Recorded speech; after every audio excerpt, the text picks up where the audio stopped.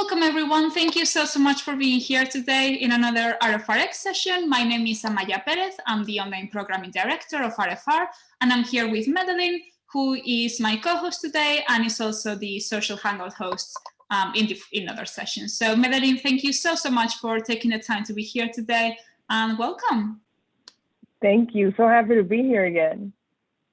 Yeah, after last week, we all missed having you. I feel like, the audience had to deal with me like rumbling for like 10 minutes, but now they get to have a break from me. Oh, that's so good.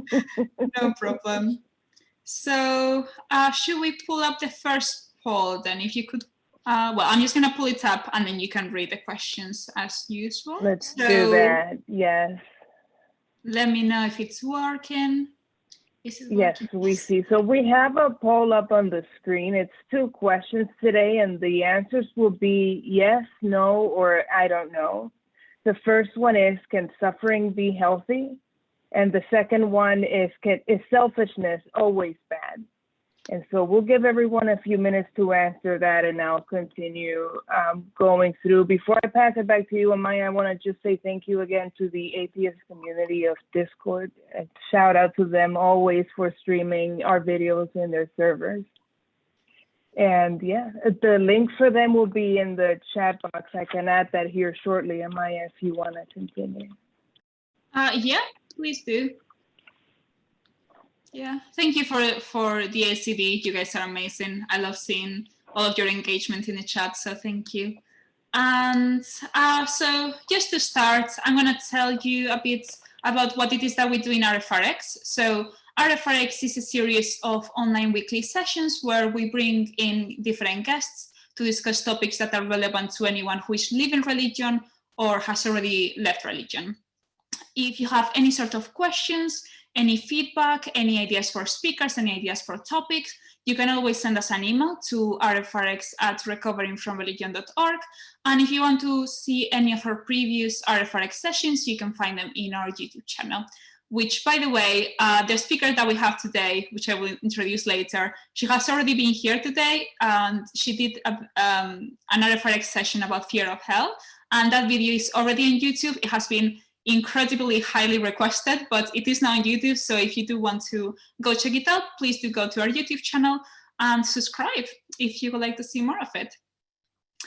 And okay, so RfRx is only a project in a charity and organization called Recovering from Religion. So Recovering from Religion has a mission statement, and that's that we offer hope, healing, and support to those who are struggling with issues of religion and non-belief. So the first way that we offer hope is by sharing and listening to stories of other people. So it's this idea that if I can go through something, then so can you. And in order to share these stories, we have 2 different ways. One of them is the blog, and the other one is the podcast. I will share the links in the chat.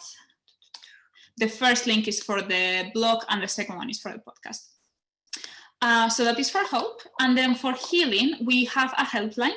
And the helpline is basically where you can either chat or call, and our agents will listen to you with an empathetic ear and no judgmental criticism to any issue that you may have which is related to religion. They are available 24/7. It's confidential and safe. So if this is something that you feel like you could benefit from, I definitely encourage you to go contact one of our helpline agents. They are trained to help you. So please do contact them. They are absolutely amazing. And then another way in which we offer healing is via our resource page. And this is basically like a massive number of resources, which includes books, articles, podcasts, videos, anything you can imagine in any format you can imagine it, you will find it there. So we have divided the resources in different categories.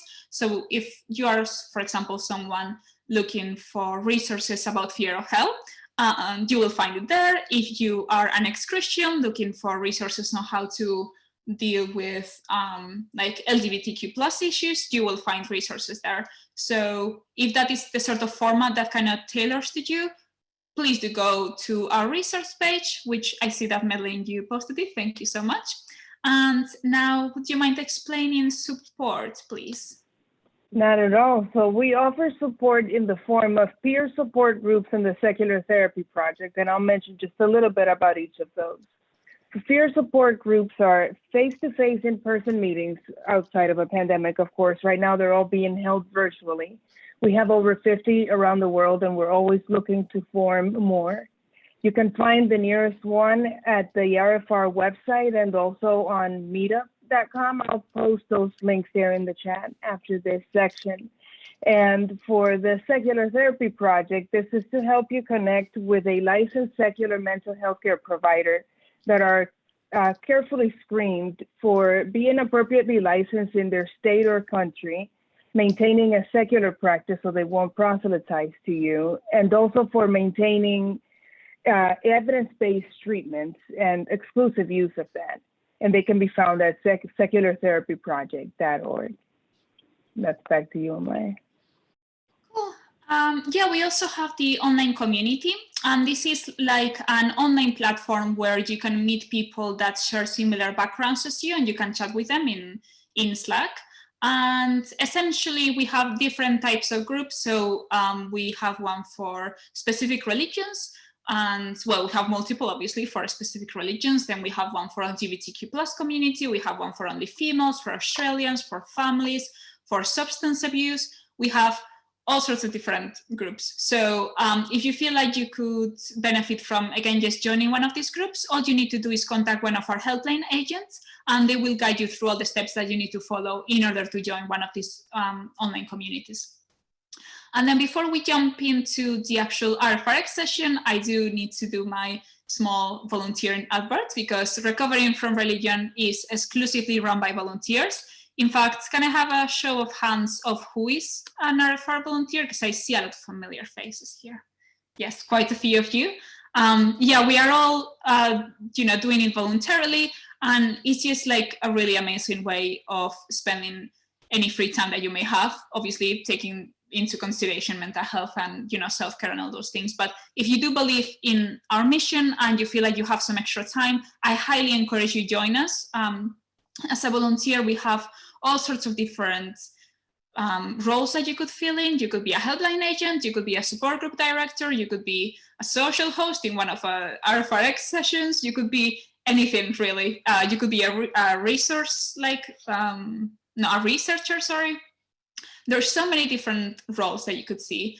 And if you want to develop your skills in a specific area, it's also a great opportunity for you to do so. So if you are not sure, but you're still kind of thinking about it, go for it. This is the message that you were waiting for. Definitely go volunteer for us. We would be really, really helpful. Really, really grateful for your help. And now let's go into the actual RfRx session. So Medelin, should we explain the meeting format before we go in? Yeah, so the meeting format is pretty straightforward. It'll be about an hour with our guest. Be sure to type any questions that you have throughout the chat in the chat box. We'll then have a Q&A section that'll be 20-30 minutes, and we'll go ahead and ask all these questions that you post on here. After that, we'll move to the Hangout session where we stop recording, the mute comes off, we have social hour Hangout hosts that'll take over the call, and that can go on for yet to be determined amount of time. It depends on the Monday. And that's it for the meeting. Really excited to get started. Great. So yeah, it's my pleasure to introduce you all to Hayley Twyman Brack. She has been here before.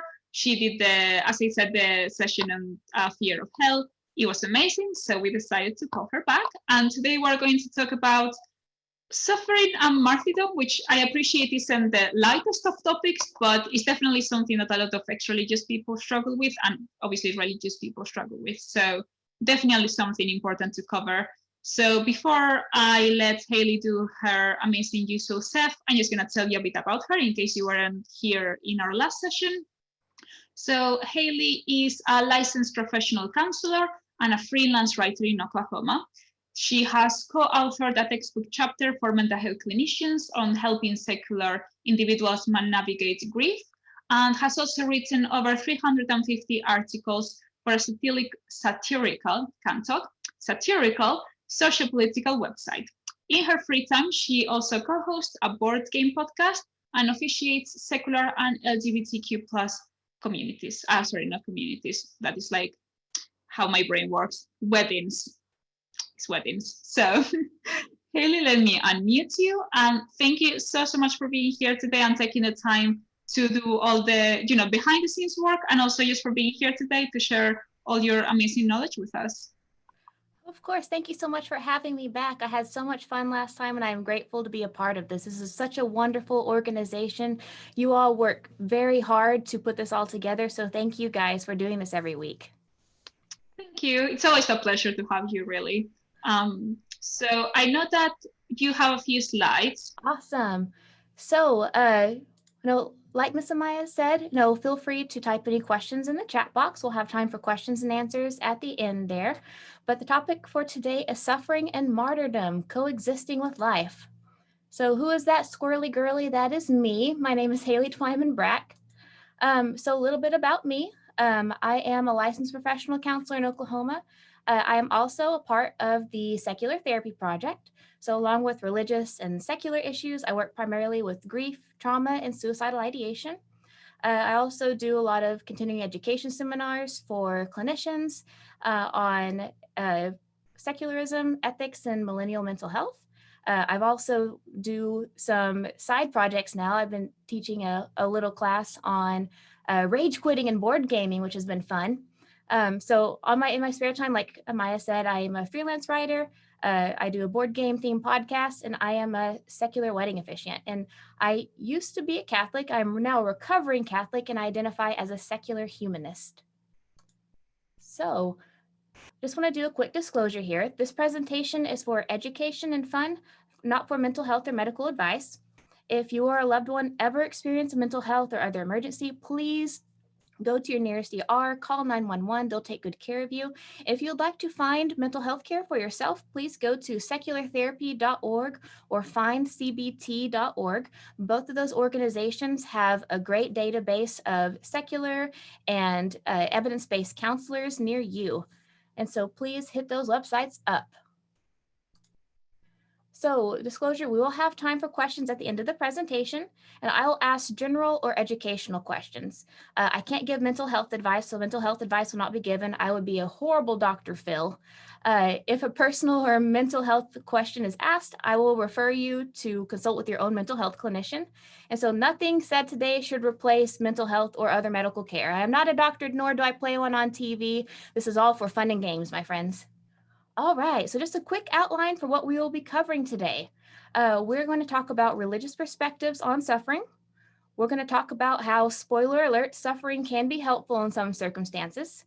We're also going to talk about how suffering can be unhelpful and ways to coexist with suffering, because suffering is a part of human life.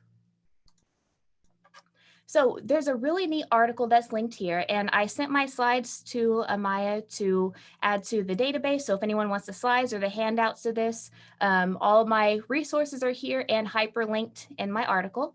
But I found this really neat article that outlines religious stances on suffering. Now, this is very basic. I don't have a religious studies degree like my atheist husband does. And so I'm just going to go over each of these basic explanations of suffering. And so with Judaism, according to this article, suffering is seen as a fact of life or sometimes a punishment for turning away from God. Buddhism, humans can create their own suffering, but suffering can be a good teacher. Catholicism, suffering means we are sharing in Christ's work and that we have a purpose. Christianity, suffering may enhance life, especially when done for others. And Islam, suffering is unavoidable in life, but may lead to good rewards. Now, again, this is a very basic explanation of suffering, and individuals within those religions or coming from those religions may have different perspectives, but I just thought it'd be a neat idea just to include those different perspectives and show how suffering can be used in different kinds of religions or is presented in that way. So, poll, can suffering be healthy? So I see the answers here. We have 40% say yes, 20%, 26% say no, and 34% say I don't know. And so I know I've already spoiled that one a little bit in saying that suffering can be healthy. So let's talk about meaningful suffering for a moment. So the research suggests that suffering can, in some circumstances, lead to positive outcomes like psychological growth.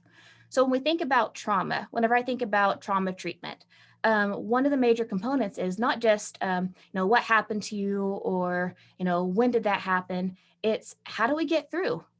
What strengths did we rely on? Was it our resilience? Was it our intelligence? Was it our cunningness? What brought us through all those years in recovering? Was it our support system? Was it, what was it? And so sometimes whenever we go through a traumatic event, if we can identify what kinds of strengths that brought us through, that can bring meaning from the event. The same thing with grief. When we talk about grief, whether that is grief from losing a loved one or losing a job or, a miscarriage, anything like that.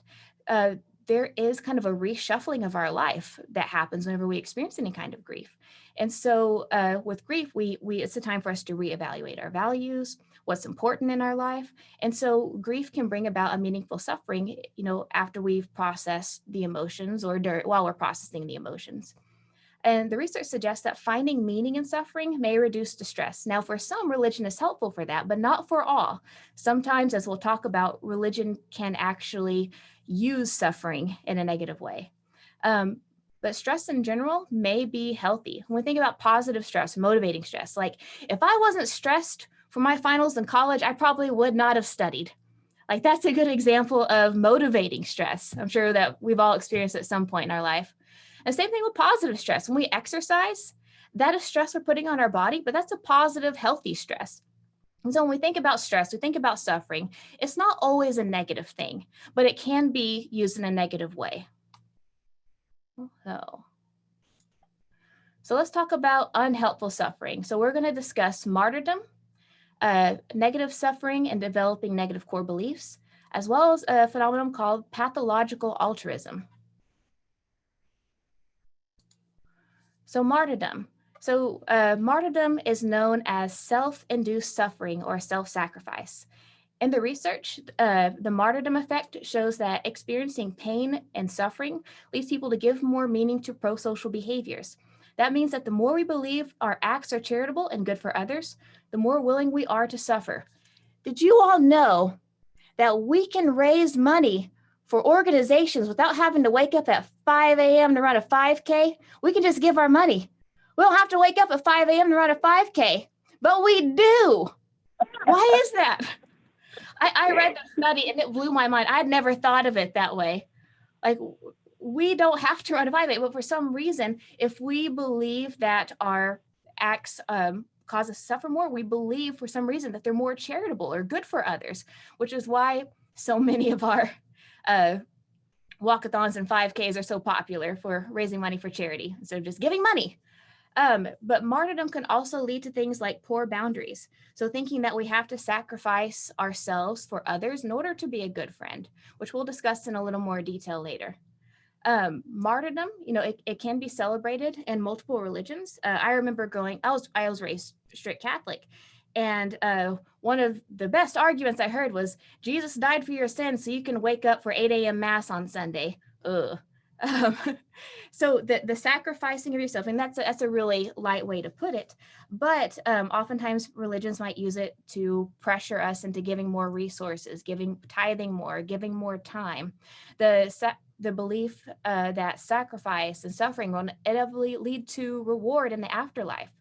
Some religions may also say that sacrifice and suffering is necessary to repent for sins or repent for wrongdoings. I remember in the Catholic faith, you would go to confession and then the priest would assign you a form of penance, which whenever you're 8 might look like, say, 10 Hail Marys. Whenever you're older, it might look like volunteering for the church to make up for your sins.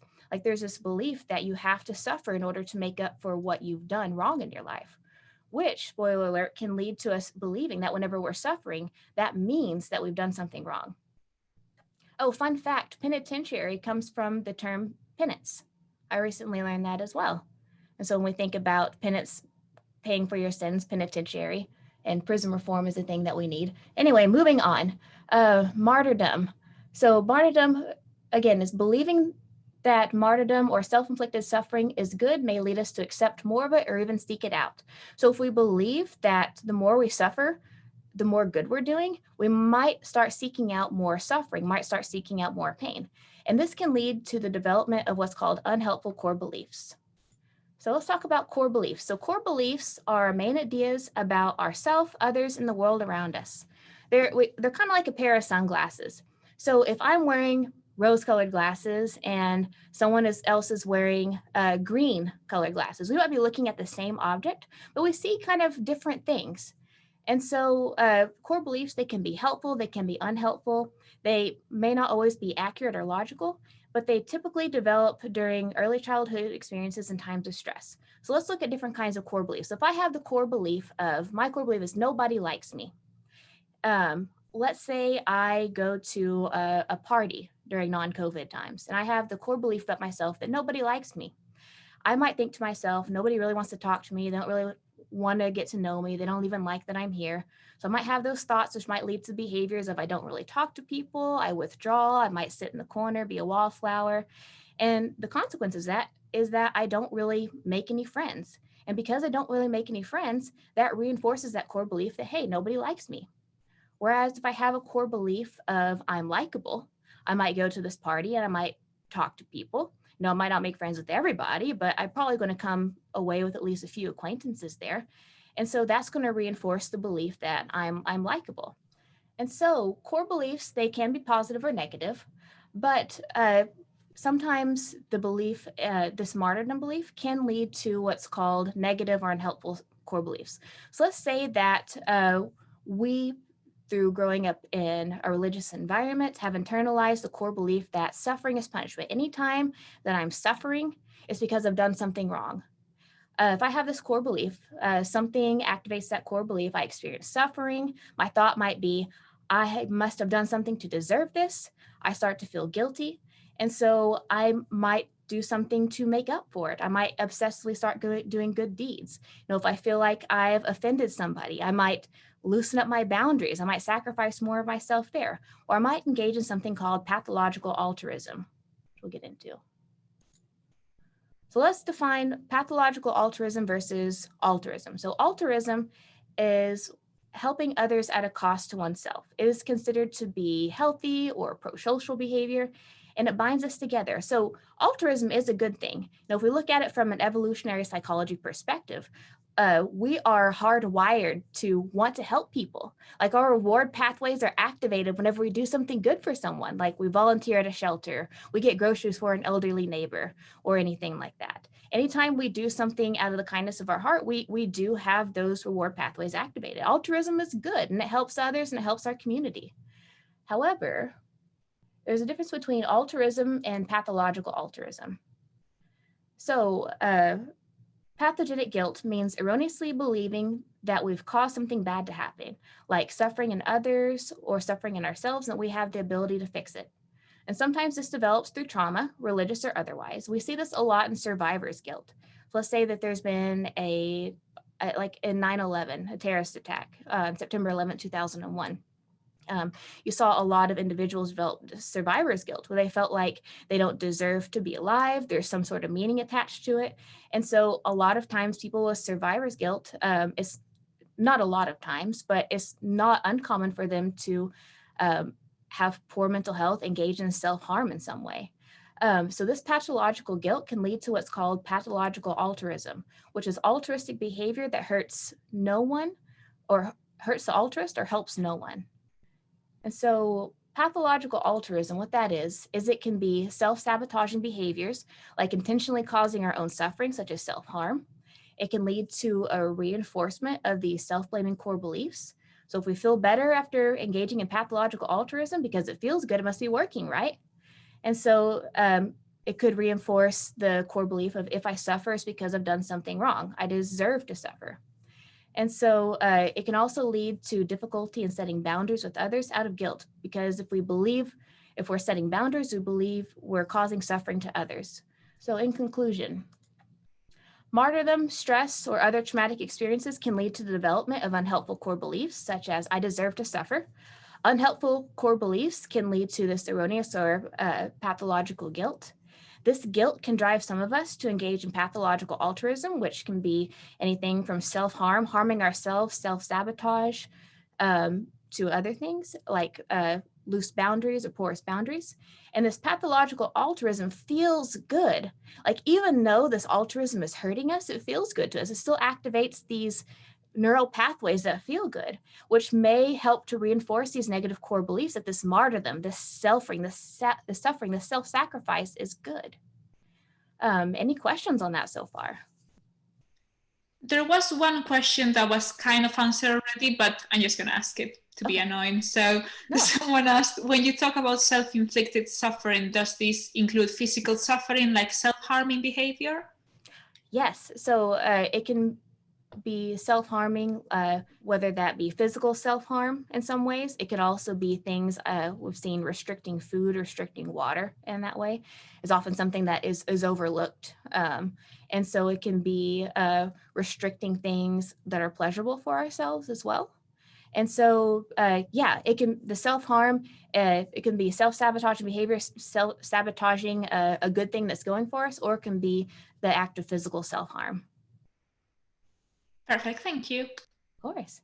Well, this is my favorite part of the presentation, is how we coexist with suffering. Because like we said, suffering is a part of life. Everyone suffers at times. And through trauma, whether that be religious or otherwise, sometimes that suffering is internalized as punishment. And so it's very difficult to go through day by day thinking that whenever we experience a negative event, that we have in some way deserve it, whenever that's not true. And so we're going to talk about some ways using therapists and not using therapists that we can start to learn how to coexist with suffering. And so how do we coexist with suffering? So what we can do is we can find meaning in the suffering. We can set healthy boundaries with others. We can consider our values, and we can examine our core beliefs. So the first thing we can do is find meaning. So finding meaning in suffering may help to reduce the suffering-related stress. So again, in doing so, we can identify the strengths we've developed and relied on. Rather than focusing on what did suffering do to me, reflect on how did I make it through? So I'm sure we can think about, I think about this self-esteem workbook that I use a lot with kids. And oftentimes we think about self-esteem are, what are some like positive things that have improved your self-esteem? What did your parents tell you when you were a kid? Or what was this award you won in middle school? But in the self-esteem book, I really love it because it also prompts them to think about negative events that have positively impacted our self-esteem. Because I'm sure we can all think about times in our life where we've overcome adversity and like, man, that moment sucked. It really sucked. 2020 sucked. But guys, we made it through. How did we do it? How did we do it? So taking time to reflect on, what did I overcome? What kind of knowledge did this suffering bring? What did I rely on? What skills did I develop to overcome 2020? We all had to learn how to adapt. So we can all add that to our resume that we are very adaptable creatures. And so when we find meaning in suffering, this can be something that you do through journaling. It can also be something that you do through a therapist. And again, plug the Secular Therapy Project. I know I'm biased because I'm registered with them, but I also got my own personal therapist through the Secular Therapy Project, and she's awesome. So Secular Therapy Project, find an awesome therapist to kind of explore this with. But yeah, sometimes finding meaning, whether that is strengths or whether that is something core about ourselves that we discovered through this suffering, sometimes that can be helpful in alleviating that suffering-related stress. So, for a poll question, is suffering always bad? Or selfishness always bad? I apologize. So 1% said yes, 91% said no, and 8% said I don't know. So let's take a gander at this here. So it can be healthy to be selfish. So we often think about selfishness in a negative way, and of course, with kindergartners who don't have theory of mind, who don't have the ability to see themselves in someone else's shoes, we're like, okay, don't be selfish. You can't hog all the toys. You can only play with one at a time. Like from a young age, we're kind of taught not to be selfish, but in some ways, selfishness can be healthy as well. Selfishness is preservation. If we weren't a little bit selfish, we'd never feed ourselves. We wouldn't, take time to rest. And so when we talk about suffering and this pathological altruism, one of the things that often happens with pathological altruism is difficulty setting boundaries. If we believe we have wronged somebody, or we believe we have to make up for something wrong that we've done because of suffering, that might lead us to have difficulty setting boundaries with somebody. We might give too much of ourselves to, in the past, the church or to other people. And so when it comes to setting boundaries, like this can be helpful in breaking that pathological altruism, because we're taking care of ourselves, we're still being altruistic and helping others, we're just recognizing, what is that healthy place for us? And so there's lots of different kinds of boundaries I like to talk about.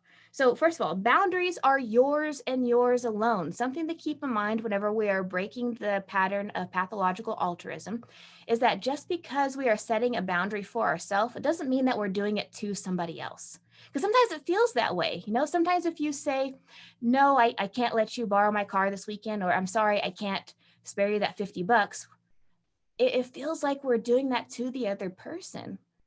It feels like we're spiting them some way, but really we're just setting that boundary for ourselves. And when we think about boundaries, my boundaries might look very different from your boundaries. I often do an exercise with my little kid clients. I see like half kid clients, half adults, but I do an exercise where we have a hula hoop around us, and not in COVID times.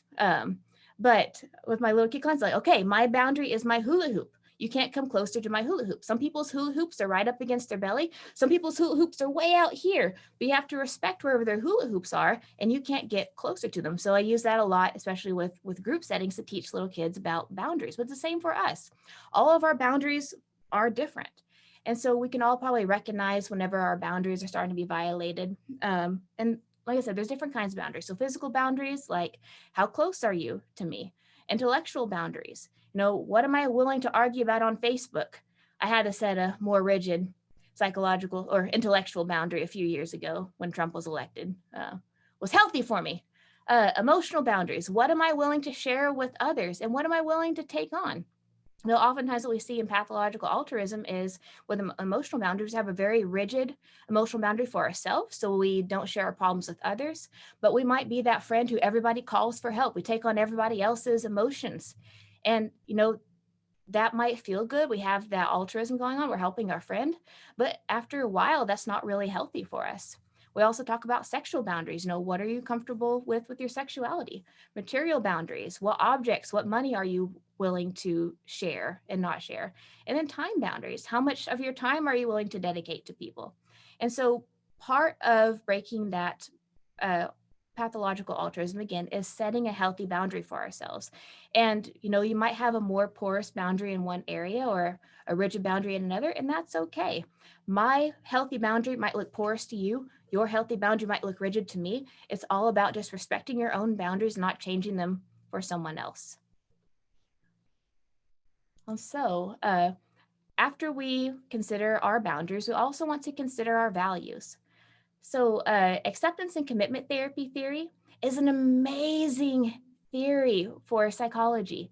Basically, it combines a mindfulness approach, more of a secular Buddhist philosophy approach, with cognitive behavioral therapy, which is an evidence-based practice.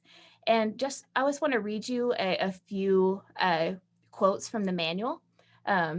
So to create a rich, full, and meaningful life while accepting the pain that inevitably goes along with it, even in the midst of a tremendous pain and suffering, there's an opportunity to find meaning, purpose, and vitality. So the reason why I really like the acceptance and commitment therapy approach is because it's very hopeful, but at the same time, not ignoring suffering, because suffering happens. And so rather than living to avoid suffering, what it wants us to do is identify and live toward our values. So let's talk about values for a second. With acceptance and commitment therapy, it posits that the more that we try to push away or avoid suffering, the more we're going to suffer. Because if we're spending all of our time trying to avoid anxiety or avoid depression, well, that's just futile. Because depression, anxiety, sadness, grief, those are part of the human experience, and they happen. It doesn't mean that there's anything wrong with us. It just means that we're human beings, as far as I know. And so with acceptance commitment therapy, what you do is instead of living to avoid suffering, we identify a value. So let's say, for example, I value I value my family, 10 out of 10. That is my top value. I love my niece. I love my husband. I love my fur children. And let's say if I live by that, if I say I value that value of 10 out of 10, but every day I am staying 2 to 3 hours late at work, I'm taking work phone calls during dinner, I am, uh, taking my friend's phone call, and this is supposed to be family time, that might be altruistic. I might be giving myself to work. I might be giving myself to my friends, but that's being harmful to me. And I'm not living like I value my family at a 10 by a 10. I'm living like I value my family at a 3 or a 4. And so with values-based living, it's identifying what our values are and really living by them and looking at the actions that align with them. So maybe if I valued my family at 10 by a 10, I'd have a healthy boundary between work and home. I wouldn't take friends' phone calls whenever it's family movie night. And so a big component of values-based living is setting boundaries in those other areas. If we find that there's an area of our life where we're giving so much, we're engaging in that pathological altruism, to take a step back and say, okay, this does feel good, yes, but is this healthy for me? And why am I doing this? Because oftentimes when we set boundaries, we find that their relationships are healthier in the long run. There's a really awesome book called The Happiness Trap by Russ Harris, which is it's a book for, it's not for clinicians, it's for just all of us. And so if you're really interested in learning how to live with suffering rather than learning how to avoid it, I really recommend that book. It's very good too, and he has great humor and great dad jokes. So if you're a fan of humor and dad jokes, highly recommend that. And so I just wanted to go through some of the components of now. So again, with ACT, a big component is learning to live with suffering. And so because suffering happens every day, we suffer in some way. And so in order to live with suffering, we want to contact the present moment through mindfulness. The research suggests that mindfulness is really helpful in improving what's called psychological flexibility. Psychological flexibility is our ability to adapt whenever we're having good moments to bad moments, whenever we're experiencing adversity throughout the day, whenever we've hit our 15th red light on the way to the doctor's appointment, being able to stay mindful and present in the moment without it completely ruining our day. Also, it includes acceptance, so allowing emotions to come and go. We might experience things like anxiety, like sadness, like suffering, like frustration, and accepting that the suffering that comes with life, it just comes with life. It doesn't mean anything about us. It doesn't mean that we've done anything to deserve this hardship. It doesn't mean that we've done anything to deserve this pain. It just means that these emotions, these feelings, these experiences come and go, and practice allowing those experiences to come so we can experience the happy moments on the other side. Another component is diffusion, not taking all thoughts as truth. We talked a little bit in my previous presentation about how we have 40 to 60,000 thoughts per day, which is a lot of thoughts. And though we have so many thoughts, and a lot of those thoughts can lead to anxiety, depression, everything in between, not all of those thoughts are true. And so a big component of ACT is learning how to be mindful when those thoughts are coming, accepting those thoughts, acknowledging them, but not taking them as truth. Just because we have the thought that I must have done something to deserve this suffering, it doesn't mean that it is true. We even have to pay it any mind. The next part is self as context, recognizing that our body, emotion, and environments are changing, but we are still us. There's a really great metaphor in the ACT book by Russ Harris that says that we are like the sky, and suffering is like the clouds in the sky. When we look up and we see the sky, we might see the clouds. It doesn't mean that the sky is still not there. Eventually the clouds will pass. We just have to remember that the sky is still there. And we kind of have to think about that as suffering. Just because we are going through suffering, it doesn't mean that we have changed. It doesn't mean that we have done something to deserve this. We are not the clouds. We are not the suffering. We are the human beings going through this experience. And so I really enjoyed that, because as dismal and as dark as suffering can be, I felt like that was a very hopeful way to frame it, in a way, because we all experience the pain and the sadness. It's just, recognizing that this is a part of human life, but not letting it attach to us. And so the next part of ACT is, again, identifying our values. What is important? If we spend all of our life avoiding suffering, then when do we have to live? And so with ACT, if we continuously strive to live by our values, we recognize that suffering will come and go, but our life will have meaning. And the committed action is identifying, what actions go with those values. Just like I said earlier, I can say I value my family 10 out of 10, but if I don't have good boundaries between work and home, then am I really living that way? So assign what actions align with those values and live by them, no matter what comes along. And so, no, that's easier said than done.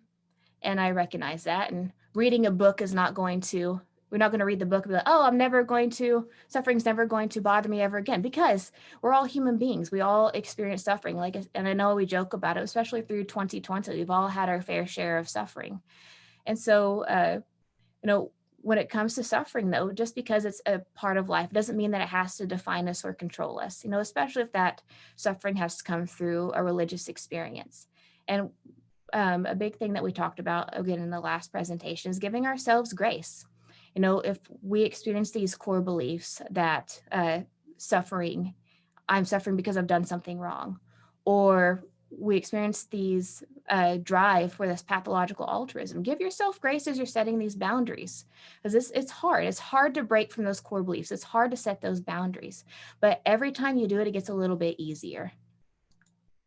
And so again, examining our core beliefs might be a good way to start to challenge some of this suffering as well. This again might be helpful with a therapist.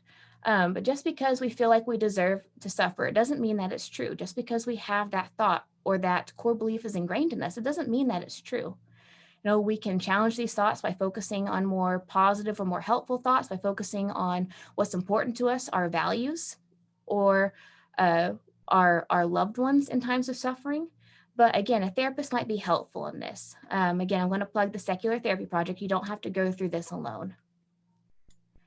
And so in conclusion, suffering is a normal human experience. It can lead to growth, or it can lead to maladaptive beliefs about ourselves. Martyrdom, pathogenic guilt, and pathological altruism can stem from these maladaptive beliefs, but examining our values, our core beliefs, and our boundaries, as well as seeking professional help, may help us to better coexist with suffering. Amazing, thank you, Hayley. Yeah, that was amazing. I learned a lot about healthy suffering and unhealthy suffering. I feel like I put myself through a lot more suffering that maybe I should, which I think a lot of us can relate to that same feeling, especially in 2020. So thank you for sharing your knowledge with us about the topic. We definitely do have a few questions, so if it's okay with you, we can just start with the list of questions that we have. Oh, of course. Cool. So the first question that was sent is, how do core beliefs learned early function as almost subconsciously? So what is the process of of that happening, I guess, in our childhood? I can only imagine. Oh, of course. So they can develop through childhood or through stressful experiences. So let's say, I'll start with the stressful experiences first. So let's say that we've had just a traumatic event. That might lead us to develop a core belief that the world is unsafe. And so especially from a young age, the research suggests that trauma that happens before the age of 5 is more likely to affect us long-term than trauma that happens afterwards, because we're developing what's called implicit memory rather than explicit memory. So implicit memory is like your feelings for how safe the world is around you. And so if we experience trauma, whether that be physical, verbal, other trauma before the age of 5, that might have us develop a core belief unknowingly that the world is unsafe. And so if we grow up with the core belief that the world is unsafe, that might lead to higher anxiety, might lead us to not be as open to new experiences or to connecting with people because we view the world as unsafe. And so stressful experiences again, but also positive experiences. If we've had let's say caregivers who, really use scaffolding. They encourage us to try new things, but they were there for us whenever we made a mistake. We might have the core belief of, no, I'm competent, I can do this. And so that can lead to a healthy development as well. So we have a mixture of positive and negative core beliefs, all of us. Mm-hmm. Okay, thank you. Yeah. I'll let Medelin ask the next one because I need to collect a few questions from the chat. I know there's been quite a lot. So Medelin, the floor is yours. Thank you. So this one is in response to the survey question about how suffering can be helpful, maybe not necessarily healthy, but this is in relation to, so follow along with me, it's a bit of a wordy question here. So if the point is that we can learn skills to cope with suffering, then we're learning how to get good things in spite of suffering, which would be different from suffering being helpful, which that would imply that you get good things because of suffering. Are you following that logic there? I think so. What would be your response to that?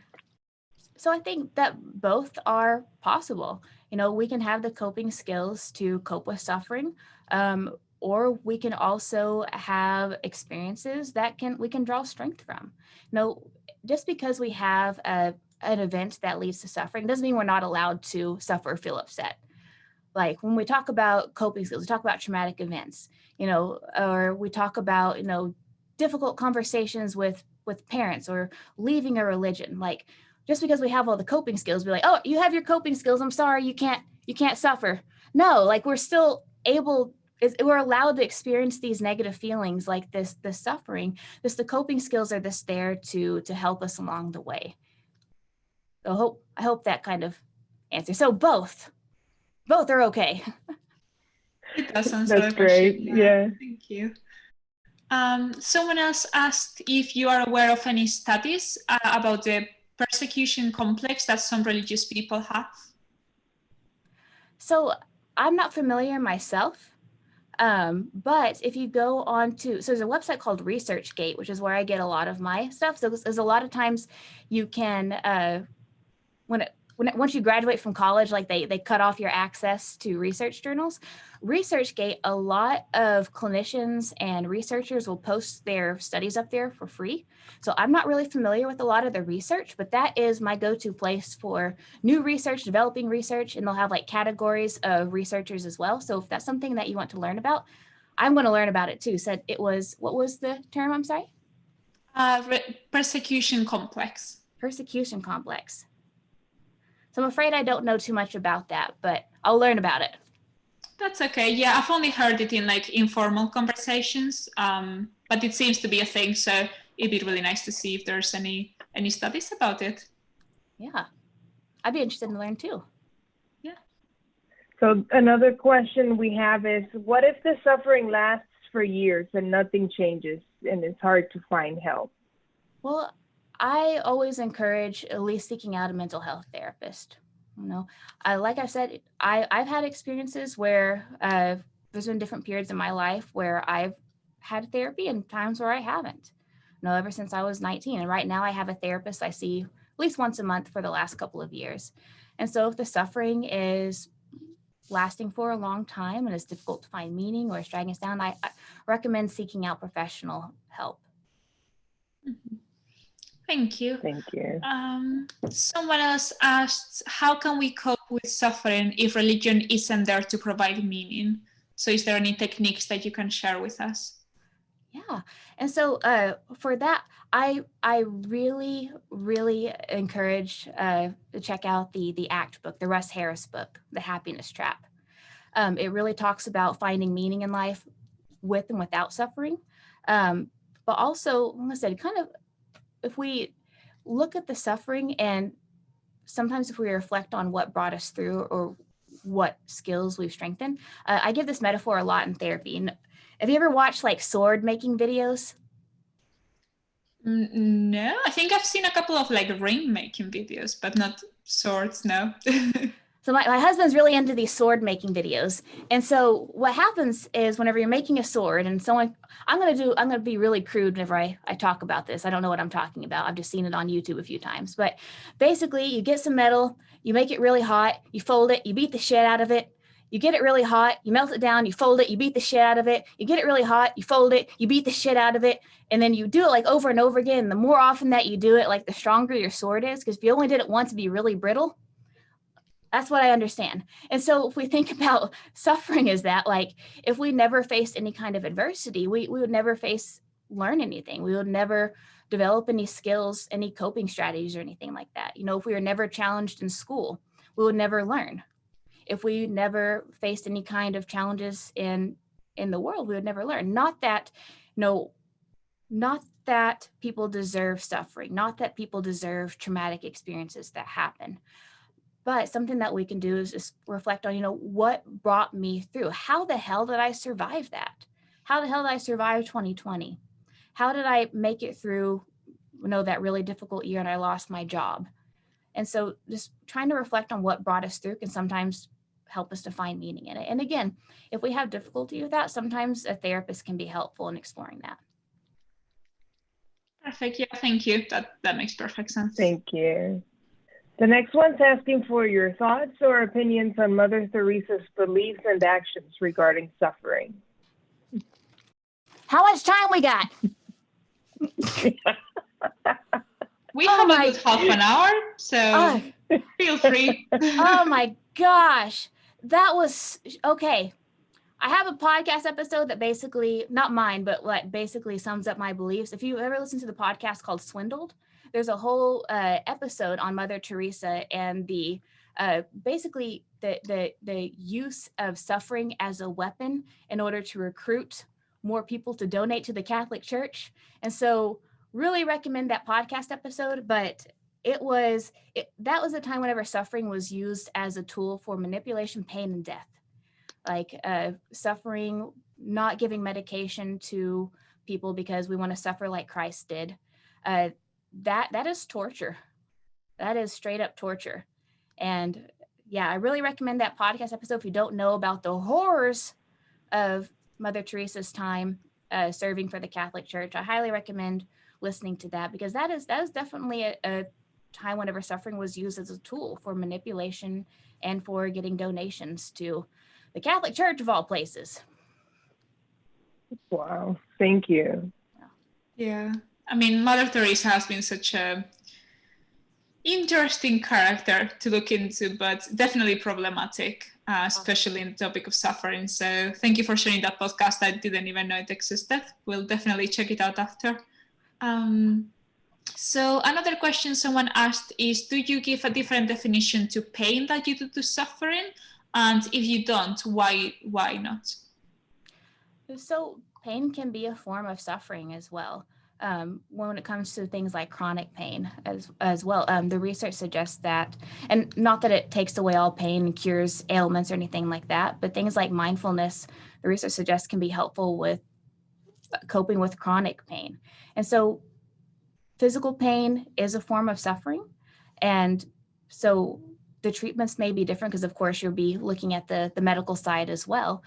But I've worked with some clients who have been suffering through chronic pain, whether that is through pain or cancer or other diagnoses. And for them, part of their therapeutic journey is exploring meaning in that. And that's different for every client. Some clients don't want to find meaning in that. They just want to cope with it and go on.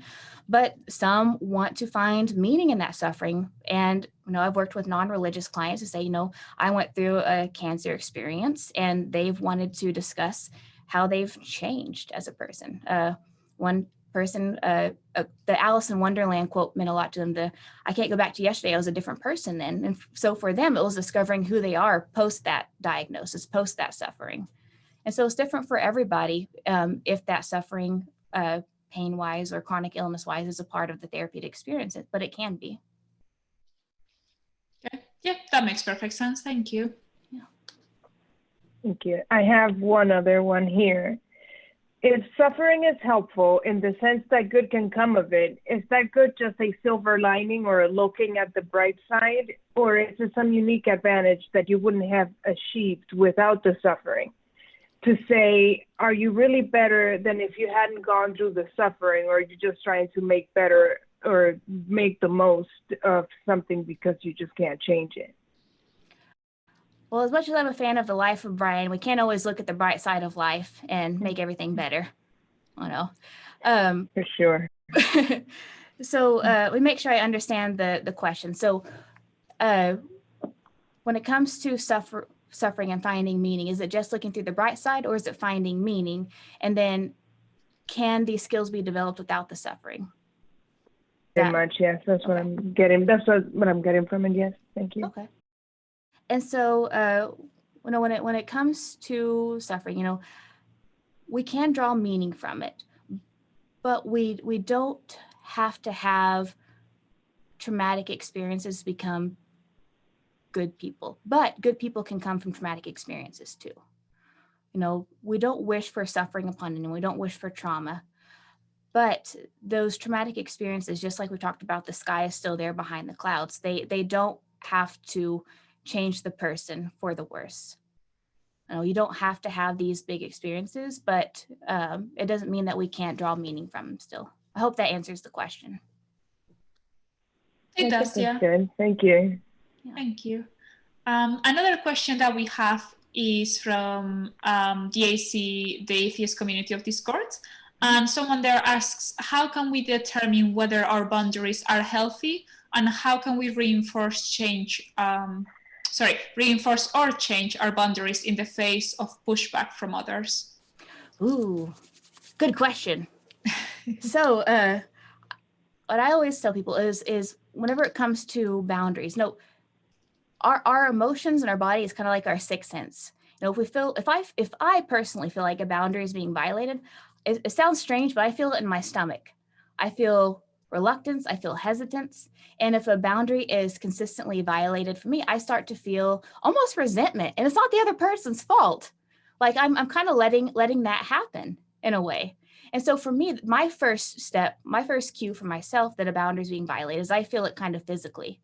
When we look at healthy boundaries, we can look at, I think the first thing is to examine our values. And again, this is general education, not mental health advice, but examine our values, examine if our actions align with those values. So if we say that, okay, man, I'm looking at my values. I really value my family first, friends second, humor third, and creativity fourth.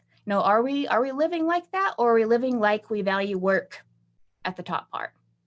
And so when it comes to like reflecting on our boundaries, a great metaphor I heard once is boundaries are like a house. And so just because you let someone in your house once, does it mean that they're allowed in all the time?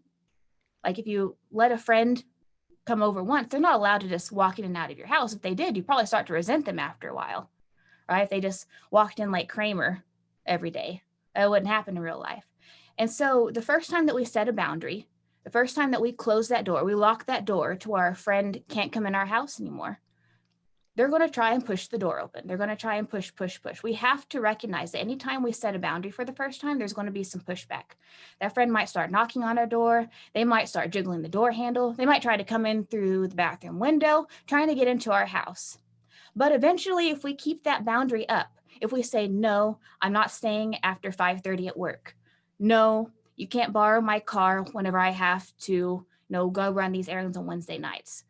The longer we kept those boundaries up, the longer we keep that front door closed on our house, eventually that friend will go away and recognize they have to be invited in order to come back. So the biggest thing is whenever we set a boundary, hold firm. Your relationships will be healthier at the end of it. Because the longer that we go without setting a boundary and holding firm, the more resentment we hold for that person. And that's not their fault. It's not our fault either. We just have to recognize that that's not a healthy boundary we have in place. Mm-hmm. Yeah, thank you. I love that. We have an RfRx session on boundaries, and I feel like it's so needed. Not just if you are like extra religious, you could be a lifelong secular person and still need some help setting boundaries, because it really is really difficult to, for sure, especially for like loved ones or work environment situations. So yeah, thank you. Yeah, family with pushy personalities that we may not want to be alienated from. It's hard. Those are the ones coming through so the bathroom I have another window. one. Yeah. Yeah. So I have another one here. For people who disassociate or feel themselves go numb, it can be challenging to sit with suffering long enough to remember the strategies in the moment. So the question is, do you have any tips for educating yourself or the people around you on how to deal with these big feelings as they're happening.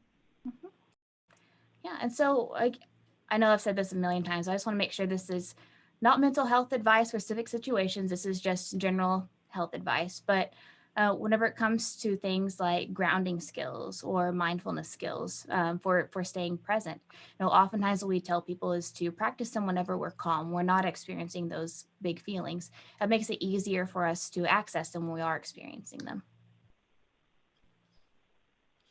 Thank you. Yeah. Perfect, thank you. Someone else is asking, would acceptance and commitment therapy be effective where someone doesn't have values or recognizes that values aren't inherently meaningful? So for example, someone who is a nihilist. That's a good question. And so for that, it might not necessarily align with the belief system. And so if you want to read a little more about it before you check out a therapist to practice it, that's okay. Now I tell my clients, whenever I talk to my clients, my very first session, I talk about exactly what I use. I use cognitive behavioral therapy, I use acceptance commitment therapy, and dialectical behavioral therapy. And so those are the treatment methods that I use that I'm most familiar with. And if a client, the homework that's used or the techniques that's used isn't jive, then I'll refer them to someone else. It's okay. Like, you don't have to mesh with every single theoretical orientation. That's why there's so many. But use an evidence-based one. Highly recommend that. For sure. The most important, I think, piece of advice so they don't just start reading the Bible halfway through. Yeah, it's important. All right, we're getting down to the last couple of questions now. The next one is, how does implicit memory work? Ooh, okay. So implicit and explicit memory. So implicit memory is, again, how we feel about the world around us. Explicit memory is like episodic memories. So like episodic memories would be like, I remember my first day of the first grade, or I remember slightly my 21st birthday, things like that. So your explicit is your episodic, your implicit is like the world around you. And so whenever your brain is developing before the age of 5, most of us really don't have a whole lot of memories before the age of 5. You might have a few here or there. That's because our brain is kind of hardwiring itself for survival. How safe is my environment? What do I need to do to regulate my emotions? How safe is it to have emotions here? So on and so forth, because we learn so much at such a young age. And so what's developing then is basically just the core of our brain. Now, just because we have trauma at a young age and affects our brain so much, because if we have trauma before the age of 5, it's more likely to affect the amygdala, which is the emotion part of our brain. So those who experience trauma before the age of 5 are more likely to have more hyperactive emotions or more quick to emotional change. But that doesn't mean that that's going to be your trajectory for the rest of your life. That can be unlearned, that can be overcome through coping skills, therapy, medication, all that fun stuff. But before the age of 5, that's whenever those big brain structures are forming to say, okay, well, how active can I be? How safe are these things around me and things, and what kind of coping skills are more helpful for us? Thank you. Awesome, thank you. Yeah, we have just one last question. So if we have missed any, or if anyone has any additional questions, please do write them now so we have the time to ask. But the last one we have so far is, when religion has defined your boundaries, how do you find balance between pathogenic altruism and excessive selfishness? For example, religion would dictate to honor your parents at all costs. Once you break with religion, how do you find proper balance in fulfilling your parents' whims, needs, and desires? It's a very good question. And so I think a lot of that takes a lot of self-reflection, and again, identifying what our own personal values are versus the values of the church. There's a worksheet that I do a lot with my teens and my adolescents and young adults, especially those in college, where we identify, okay, what are our parents' values? What are the church's values if they are religious? If they're not, then that's left off. Or what are society's values? What are my school's values? And then the last, we look at what are our values. And we look at, what is similar and what is different there. And again, values can be everything from family, friends, wealth, creativity, humor, whatever. Values, you can define your own values there. But sometimes just acknowledging what is similar to the values we're given or that were bestowed upon us, and what is different can be the helpful first step. But again, a mental health therapist of our own can be helpful with that. And for all of this information, like we have any specifics, really, I know I've said a million times, the Secular Therapy Project has so many awesome therapists, including my own and maybe me, but I really recommend checking out a therapist if you're struggling. Again, anything that I said today is not mental health or medical advice. It's just educational. So really seek out a therapist, man. It's been a great experience for me, and I highly recommend it. I love that as a closing statement. I feel like we could all use a bit of more secular therapy. Oh, we do have a last minute question. So someone is asking, as a secular therapist, do you still engage with spiritual practices? With what, I'm sorry? Spiritual practices. So for me, I do not, on a personal level. No, I do a lot of journaling, and I read a lot of philosophy, and I read a lot. My sister and I got each other the masterclass series for Christmas. And so we've been, I guess, learning and education and taking another perspectives has been kind of our own personal journeys ourselves. But I do work with those who are still identify with religious as religious. In my sessions, one of the first questions I ask the intake is, are you religious? And some people that they are religious, some people are not, some people that's complicated. But I just want to make sure that in my office that everyone has that ability to express themselves and to process, and that it's safe. I've had clients who come in non-religious end up being religious, those who come in religious end up being non-religious, and some who haven't changed. But for me personally, I do not. Okay, thank you for sharing that. Do you have any last words, any books you want to recommend, apart from obviously the one you shared before about I don't remember the name now, but I know we have it in the resource list, and I know I linked it. So apart from that, is there any other, books, videos, movies, anything that you can recommend? Just really recommend that ACT book. If I think of any more, I'll shoot you an email, Amaia. I probably should have made a larger resource list for this one. No, it's absolutely fine. It's just in case you had like a last minute, idea, but no, the ones you provided were perfect. Thank you. Yeah, it's a really good read too. Yeah, for sure. Cool. Then any last words, any last sentences you want to close with, any last ideas to discuss?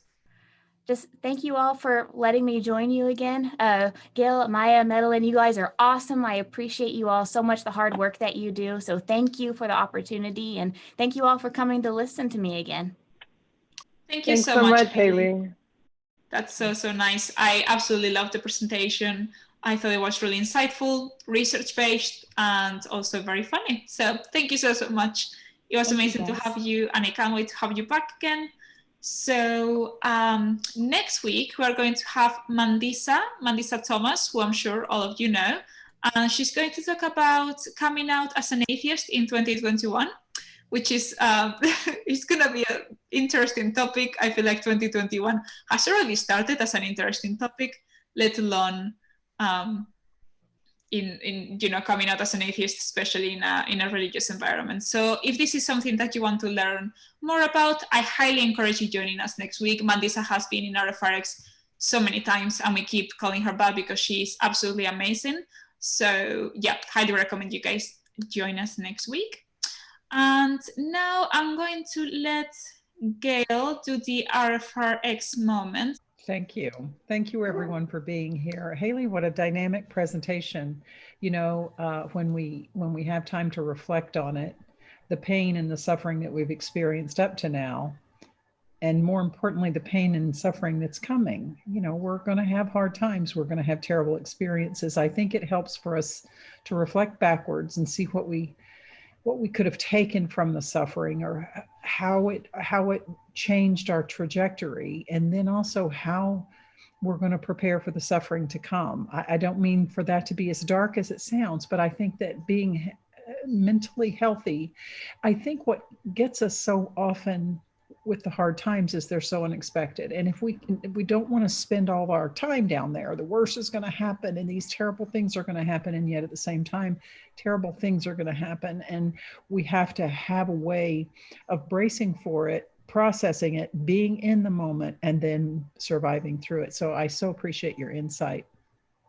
Thank you everyone for coming. You know, I spend a lot of the session, I promise I pay attention, but I click through and look at your faces and the lives that you represent and the moments that you are giving us to be a part of your lives, to tell you about what we have going at Recovering from Religion, what we have to offer, both on the client side and on the volunteer side. I'm so grateful that we get to spend these couple of hours together. If you are not part of our online community, please allow us to give you that support. You can chat in with an agent on the telephone or on the chat from our website, our landing page, and you can ask to be a part of our online community. We have subgroups in there and there's long conversations, particularly if you're at a part in your journey where you need to talk to folks who have had a similar experience. That's what we're here for. That's what the online community is. On the volunteer side, let me encourage you, you don't have to be there to be part of the RfR volunteer community. You don't have to have your journey behind you. You probably need to be far enough along that you can put it in perspective and to be able to figure out how to pay it forward, so to speak, but you don't have to be there. For some of us, it's been a long, years-long journey, and we're still not there. We're still unpacking some of the baggage. We're still having to deal with some of the fallout. But I will tell you, as a volunteer, as an agent myself, it's a healing process.